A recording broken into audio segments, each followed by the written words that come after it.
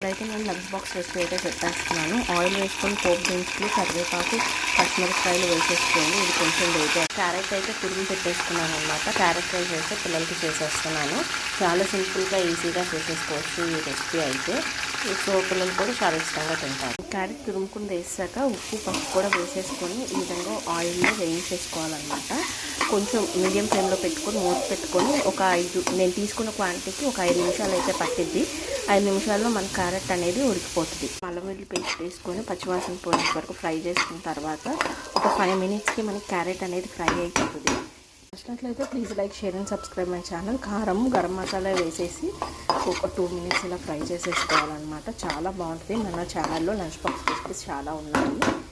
So కొంచెం కొత్తిమీర వేసేసుకుంటే సరిపోద్ది అనమాట. మీకు నచ్చినట్లయితే please like, share and subscribe my channel.